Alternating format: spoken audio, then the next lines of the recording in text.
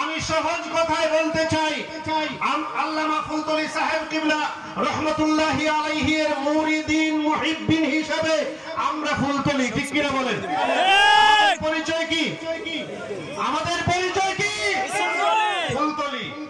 ফুলতলি সাহেব কিবলা যেখান থেকে খেলাফত পেয়েছেন বদরপুরি রহমতুল্লাহ আলাইহি, এই হিসাবে আমরা সিলসিলায়ে বদরপুরি, বদরপুর এসেছে জয়নপুর থেকে, এই হিসাবে আমরা সিলসিলায়ে জয়নপুরি, সব মিলে এক জায়গায় একত্রিত হয়েছি আমরা শহীদে বালাকোট সৈয়দ আহমদ শহীদ রায় বেরলভী রহমতুল্লাহি আলাইহি পর্যন্ত, ঠিক কিনা? এই পরিচয় আমাদের। এজন্য আমরা এখানে পীর সাহেব, মৌকরা দরবারে পীর সাহেব রয়েছেন, এরপর পান্ডাউকির পীর সাহেব রয়েছেন, আমরা সকলে এক পরিচয়, আমরা বালাকোটি। বালাকোট আমাদের জন্য কোনো বদনাম নয়, বালাকোট আমাদের ঐতিহ্য, বালাকোট আমাদের জন্য অহংকারের বিষয়। আল্লাহু আকবার, জিন্দাবাদ জিন্দাবাদ। রহমতুল্লাহি আলাইহি এর বিরুদ্ধে যাদের অবস্থান, আমরা তাদের সাথে না, বলেন না আমরা তাদের সাথে, আমরা তাদের সাথে নই। শহীদে বালাকোট রহমতুল্লাহি আলাইহিকে যারা ওয়াহাবি আখ্যায়িত করে, আমরা তাদের সাথে নই। যারা শহীদে বালাকোট রহমতুল্লাহি আলাইহিকে কাফির ফতোয়া দেয়, তাদেরকে আমরা অবশ্যই মুসলমান মনে করি না। মুসলমানকে কাফের ফতোয়া দিতে পারে? হাজিরে কেরাম, আমি বক্তব্য দিতে আসিনি, শুধুমাত্র এই কথাটা যেহেতু আমাকে সুযোগ দেওয়া হয়েছে, এই কথাটাই আপনাদের সামনে বললাম। উলামায়ে কেরাম এখানে মওজুদ রয়েছেন।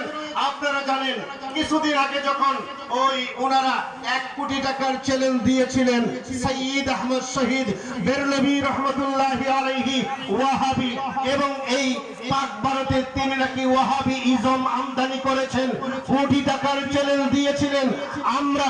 আমি আপনাদের পক্ষ থেকে কোটি টাকার চ্যালেঞ্জ গ্রহণ করেছিলাম। ওনারা বলেছিলেন প্রথমে যে কোনো জায়গায় বসবেন, আমরা বলেছি, বারবার বলেছি আমরা রাজধানীতে বসবো, রাজধানীতে চলে আসেন। ঢাকায় ওনারা আসতে রাজি হন নাই, ওনারা বলেছেন যেখানে বক্তব্য দেওয়া হয়েছে সেখানেই যেতে হবে, আমাদের ঠেকা লাগে নাই তাদের বাড়িতে যাওয়ার, এই জন্য আমরা তাদের বাড়িতে যাই নাই। এখন পর্যন্ত আমরা আমাদের অবস্থানে একদম পরিপূর্ণ ইস্তেকামত রয়েছি।